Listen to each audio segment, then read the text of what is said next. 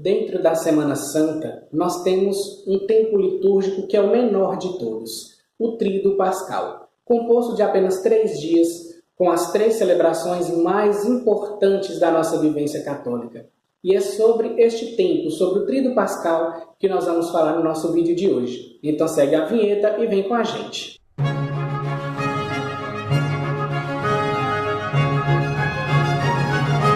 Em nome do Pai, e do Filho, e do Espírito Santo. Amém. Pedimos ao Divino Espírito Santo que abra as nossas mentes e o nosso coração para bem acolhermos a formação deste vídeo de hoje. Divino Espírito Santo, descei sobre nós e permanecei para sempre. Santa Maria, Mãe de Deus, rogai por nós. Em nome do Pai, e do Filho, e do Espírito Santo. Amém. Olá, você que acompanha o nosso canal, seja bem-vindo a mais um Papo Litúrgico. E hoje, nesta Semana Santa, nós queremos falar sobre o Tríduo Pascal. Os 3 dias que encerram essa Semana Santa e que são um tempo litúrgico à parte, podemos assim dizer, pois são as celebrações mais importantes da nossa vivência católica, da nossa fé. Mas antes de falar sobre este tempo, eu já peço que você deixe o seu like aqui embaixo, que você possa comentar esse vídeo com alguma dúvida, alguma sugestão. Compartilhe esse vídeo com seus amigos, Pastoral de Liturgia, Ministério de Música. E não se esqueça, se inscreva no canal e ative o sininho de notificações. E agora vamos para o nosso vídeo de hoje. Dentro da Semana Santa nós temos o Tríduo Pascal. São os 3 últimos dias da semana, quinta, sexta e sábado santos. Esses 3 dias compõem o tempo mais rico dentro da nossa Igreja Católica, dentro do ano litúrgico. Nós temos 3 celebrações dentro deste período que uma completa a outra. E eu vou falar para vocês que é como se fosse uma única celebração dividida nesses 3 dias. Por isso é muito importante para nós católicos não participarmos do Tríduo Pascal pela metade, participar de apenas 1 ou 2 celebrações. O mais importante é que nós participemos das 3 celebrações e eu vou falar sobre essas celebrações agora. Primeiro nós temos na Quinta-feira Santa, na parte da noite, porque na parte da manhã da Quinta-feira Santa é realizada a Missa da Unidade, que também é chamada da Missa dos Santos Óleos, a Missa do Crisma, que é onde todos os padres da diocese se reúnem na Catedral da Diocese, na sede da Diocese, e juntamente com o bispo rezam essa Santa Missa e renovam as suas promessas de ordenação. Essa missa, então, em memória à instituição do sacerdócio, que é também celebrada na Quinta-feira Santa. Pois a Quinta-feira Santa, na última ceia, Jesus ele institui o sacramento do sacerdócio, o sacramento da Eucaristia, deixa o mandamento da humildade, amai-vos uns aos outros, e lava os pés dos seus discípulos. Então nós vamos falar sobre a celebração da Missa da Noite, porque a Missa da Unidade, a Missa do Crisma, ela não entra no Tríduo Pascal, ela ainda é rezada como Quaresma, como Semana Santa. Então vamos passar para a Missa da Noite, a Missa da Ceia do Senhor, a Missa do Lava-Pés. Nessa missa, a liturgia, a igreja se veste da cor branca, exatamente porque é o mesmo dia em que Jesus institui o sacerdócio e institui a Eucaristia. Por isso a igreja se veste de branco. Neste dia, canta-se o Glória, o hino de louvor na Santa Missa. Todavia, ainda não se canta o Aleluia, pois este está guardado para o Sábado Santo. Apesar da vestimenta branca que nos lembra festa e dessa instituição da Eucaristia e do sacerdócio e do hino de louvor, o clima da missa é um clima ameno, um clima calmo e silencioso. Porque se nós pegarmos e prestar atenção, os 3 dias do Tríduo Pascal, eles remetem à paixão, morte e ressurreição do Senhor. Então, a Quinta-feira Santa trata da paixão do Senhor. Apesar de nós falarmos sexta-feira da paixão, na quinta-feira nós já vivemos isso a partir do final da celebração e eu vou explicar para vocês. Então, nós temos a missa que se inicia com cantos que falam sobre a cruz de Cristo, que nós nos gloriamos da cruz, cantamos o hino de louvor de uma forma mais solene, não tão agitada, de uma forma mais calma, e cantamos o texto do hino de louvor, exatamente como ele é. Não cantamos a outra fórmula da CNBB, aquela glória a Deus nos altos céus, paz na terra seus amados, a vós não, esta não. Nós cantamos a forma original do hino de louvor. Glória a Deus nas alturas e paz na terra aos homens por ele amados, Senhor Deus, Rei dos céus, Deus Pai Todo-Poderoso, e assim por diante. Nós cantamos o hino de louvor, temos a missa normalmente seguindo-se até o momento da homilia do sacerdote. Após a homilia, tem-se o momento do lava-pés, o momento em que o padre ele se despe das suas vestes, ele está com a casula, com a estola, então ele tira a sua casula, tira a sua estola e ele cinge os seus rins, ou com uma toalha, ou mesmo com um símbolo, que é uma espécie de cordão para amarrar, tomando jarro e bacia com água e outra toalha à parte, ele então lava os pés dos discípulos, estes que são representantes da sociedade, que podem ser 12 homens escolhidos entre a assembleia, que podem ser líderes de pastoral, e também hoje, não necessariamente, nós precisamos que sejam lavados os pés só dos homens. Mulheres também podem participar deste momento. Tem-se ali este momento que representa aquela humildade de Jesus e, ao mesmo tempo que esse sacerdote, na missa da manhã com o bispo, renovou as suas promessas, ele então se veste da humildade de Jesus e que Jesus ensinou e lava os pés dos fiéis. Após este momento do lava-pés, o padre ele então toma as suas vestes de novo e a missa corre normalmente, até o final da missa. Após a comunhão, a Sagrada Eucaristia não retorna para o sacrário. Ela fica sobre o altar, onde tem-se a oração após a comunhão, e da oração após a comunhão, tem-se o translado do Santíssimo Sacramento para a adoração dos fiéis. O padre faz uma oração sobre o povo e, juntamente com os coroinhas e acólitos, tomados de velas e, se houver incenso, leva o Santíssimo Sacramento dentro das âmbulas do altar para o local preparado para o momento de adoração, que pode ser dentro da igreja, um salão ao lado, até mesmo na Capela do Santíssimo. Mas de forma que seja visível que o sacrário está aberto e que o Senhor não está ali dentro do sacrário. Ele está ali fora, então se inicia a vigília que corre até a meia-noite, que é onde o Senhor convida os seus discípulos. Ficai comigo e vigiai, que é o momento em que Jesus entra em agonia no Horto das Oliveiras. Por isso, a quinta-feira remete à paixão do Senhor, pois já é o início do sofrimento de Jesus. E enquanto é feito este translado do Santíssimo Sacramento, canta-se o Tanto Ergo, que é o tão sublime sacramento, a partir das suas primeiras estrofes, e quando chega ao lugar preparado para a adoração, então o coral canta as duas últimas estrofes do Tanto Ergo, que é justamente o tão sublime sacramento.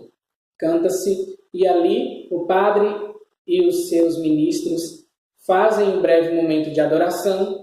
Após isso, se levantam e se retiram sem cântico final, sem bênção, sem fazer barulho, para que a comunidade possa então chegar e fazer o seu momento de adoração ao Santíssimo até a meia-noite. O Santíssimo ele não precisa necessariamente ser exposto em ostensório, apenas na âmbula já é suficiente. E apenas quando chega a meia-noite é que o Santíssimo volta então para o sacrário e ele é trancado quando a igreja é fechada. Mas, antes mesmo da saída do sacerdote, o altar ele é despido.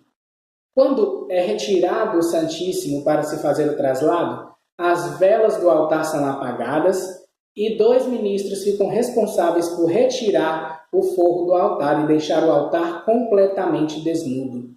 Por isso que nessa celebração também não usamos flores para ornamentar a igreja nem nada disso, pois estamos nos aproximando da paixão do Senhor. Então, altar desnudo e a vigília até a meia-noite, sem bênção final. Ou seja, a missa se iniciou ali com o sinal da cruz, mas não houve bênção final. Depois nós temos a Sexta-feira Santa, a Sexta-feira da Paixão e Morte do Senhor. Neste dia nós temos apenas uma ação litúrgica na igreja, que é a solene ação litúrgica das 3 horas da tarde da Paixão e Morte do Senhor. Não temos missa neste dia em nenhum lugar do mundo, nem mesmo no Vaticano, porque o que caracteriza a missa é o momento da consagração. E nós estamos em luto porque Jesus está morto. A igreja ela não celebra, ela não administra nenhum sacramento no dia da Sexta-feira Santa.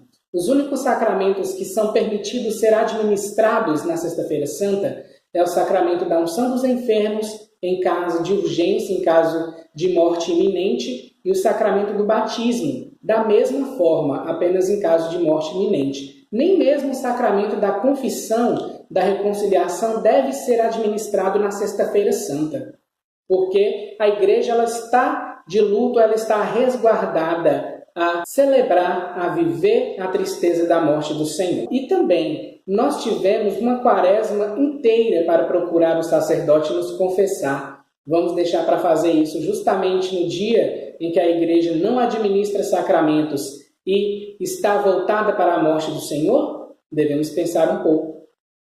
E a ação litúrgica da Sexta-feira Santa ela se inicia às 3 horas da tarde, a hora da morte de Jesus. A celebração se inicia em silêncio. Durante a procissão de entrada, que os padres diáconos estão vestidos de vermelho, a cor litúrgica deste dia, que nos lembra o sangue de Cristo, e fazem a procissão de entrada em silêncio, sem canto, e ao chegar diante do altar, o presidente da celebração ele se prostra, ele deita diante do altar com o rosto no chão, em adoração ao Senhor, que morreu para nos salvar. Depois, enquanto o padre está deitado, toda a assembleia se ajoelha neste momento. Quando ele se levanta, a assembleia se levanta e é feita a oração do dia. Ou seja, não se tem sinal da cruz para iniciar, não se tem ato penitencial, não se tem hino de louvor, apenas a oração do dia e já entra dentro da liturgia da palavra. Então é feita a primeira leitura, o salmo, a segunda leitura, a aclamação, a proclamação do Evangelho, uma breve homilia e depois a oração universal, que são as preces. Só que essas preces da Sexta-feira Santa são preces especiais. São 10 intenções que são comentadas pelo diácono ou por um leitor e que tem um comentário breve no início e uma oração feita pelo próprio padre. Ou seja, nenhum leitor vai fazer as preces nesse dia. É o próprio padre que faz essas orações, que rezam pelos cristãos, pelos judeus, pelos que não creem em Cristo, pelos governantes, que faz uma prece universal. Por isso que ela se chama oração universal. Após a oração universal, tem-se o momento da adoração da Santa Cruz, que é onde o Senhor foi pregado e o sangue de Jesus ali escorreu para nos salvar. Então, tem-se este momento com cânticos solenes, com cânticos calmos, brandos, que lembrem a cruz de Cristo, que lembrem o amor de Cristo por cada um de nós ao morrer na cruz para nos salvar. Após a adoração da cruz, tem-se o momento da comunhão, apesar de não se administrar o sacramento da Eucaristia, no sentido de se fazer a consagração, mas as hóstias que foram consagradas na missa da Quinta-feira Santa, um dia antes, elas são distribuídas aos fiéis na sexta-feira. Então, tem-se a comunhão sem o momento da consagração e da oração eucarística, apenas a apresentação, eis o Cordeiro de Deus que tira o pecado do mundo, e a comunhão eucarística. Após a comunhão, tem-se a oração, depois da comunhão, e a oração sobre o povo mais uma vez. E a celebração se termina em silêncio, sem canto, com todos saindo em silêncio. Ou seja, não temos o sinal da cruz no início e não temos a bênção no final. O nosso sinal da cruz do Tríduo Pascal foi feito na Quinta-feira Santa. Celebramos a quinta, celebramos a sexta e depois entramos ao Sábado Santo, a Vigília Pascal.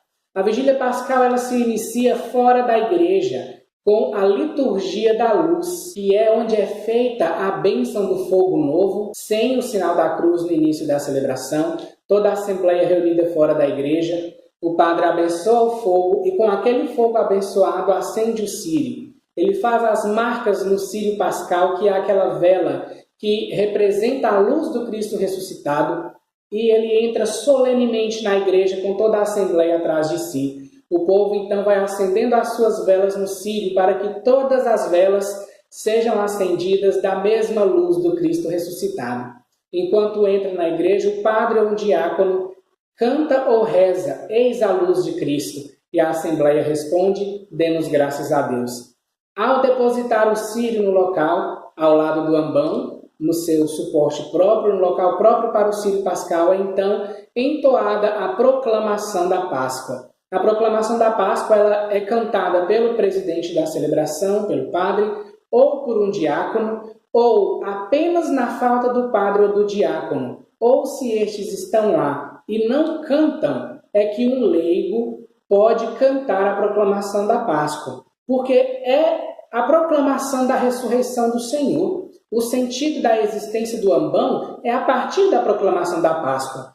Assim como os anjos ali na pedra que tampava o sepulcro do Senhor anunciam às mulheres que Jesus ressuscitou, este é o mesmo ofício que aquele que proclama a Páscoa realiza. Então, se o padre não canta, se o diácono não canta, ele pode delegar um leigo a fazer este serviço de cantar a proclamação da Páscoa. Então, é entoada a proclamação da Páscoa, ainda a igreja com as luzes apagadas, apenas as luzes das velas estão acesas, e ao fim da proclamação da Páscoa, então pode-se acender as luzes da igreja, as velas são apagadas, as velas do altar permanecem apagadas durante todo esse tempo, e se tem a liturgia da palavra. Essa liturgia da palavra que conta toda a história da salvação, desde a criação até o momento do nascimento de Jesus, antes do nascimento de Jesus. Pois todas as leituras da liturgia da palavra, até a 7ª leitura, são do Antigo Testamento. Então, se tem essas leituras, cada leitura ela tem um ciclo. É feita a leitura, é cantado o seu salmo, e após o salmo é feita uma oração. E assim é feito durante 7 vezes. Onde as comunidades são menores, pode ser feita a forma breve da liturgia, onde se rezam 3 leituras do Antigo Testamento dessa mesma forma: leitura, salmo, oração. A primeira, a segunda e a terceira leitura, que é a mais importante, que é a do Êxodo, que é da passagem dos hebreus pelo Mar Vermelho. Depois da liturgia, dessa parte da liturgia da palavra do Antigo Testamento, seja com 3 ou com 7 leituras, os seus salmos e as suas orações, solenemente canta-se o hino de louvor. Neste momento, acendem-se as velas do altar, o altar é forrado e alegremente toda a igreja canta glória a Deus nas alturas, pois este é o canto que representa o nascimento de Jesus. Depois disso é feita a oração do dia, a oração própria do dia da Vigília Pascal. Após a oração da Vigília Pascal é proclamada a 8ª leitura, que é tirada da Carta de São Paulo aos Romanos, e após a Carta aos Romanos tem-se então a aclamação ao Evangelho. Mas esta aclamação ao Evangelho, este aleluia, ele é solene. Por isso ele é cantado diretamente do ambão, como se fosse um salmo, onde o refrão é o aleluia e o Salmo 117 é então cantado ali do ambão. Ao se terminar, o padre proclama, ou o diácono, proclama o Santo Evangelho da ressurreição do Senhor. Tem-se então a homilia breve e é feita a liturgia batismal, onde há batismo, tem-se momento de fazer o batismo agora, onde ele é iniciado, tem-se a ladainha de todos os santos, a bênção da água, o povo é aspergido com a água, e onde há batismo é feito o batismo neste momento, e depois é-se feita também a renovação das promessas do batismo, e por fim faz-se as preces e adentra-se a liturgia eucarística. A partir daí a missa corre normalmente dentro da liturgia eucarística, com a oração eucarística primeira, com o santo, com todos os cantos que se canta na Santa Missa, a partir da oração eucarística. E ao chegar ao final desta celebração, então a bênção final é finalmente dada, e ao terminar o Ide Missa Est, o padre diz: Ide em paz e que o Senhor vos acompanhe, aleluia, aleluia. E o povo responde: graças a Deus, aleluia, aleluia. É o aleluia do Cristo que ressuscitou. E na Vigília Pascal a cor litúrgica também é branca, por causa da solenidade em que o Senhor ressuscita. Então, nós fizemos o sinal da cruz na quinta-feira santa e só recebemos a bênção final no sábado. Está vendo como é uma única celebração? Então, participemos deste tempo riquíssimo da igreja. Me desculpe se o vídeo ficou um pouco longo, mas é porque este é o tempo mais rico da nossa igreja e necessita que nós abramos o nosso coração para bem viver este tempo litúrgico. E assim nós chegamos ao fim desse vídeo. Espero que você tenha gostado. Deixe seu like aqui nesse vídeo, comente, compartilhe e se inscreva no canal e ative o sininho de notificações. Então, uma abençoada Semana Santa e uma abençoada Páscoa. Até o nosso próximo vídeo, com a graça de Deus.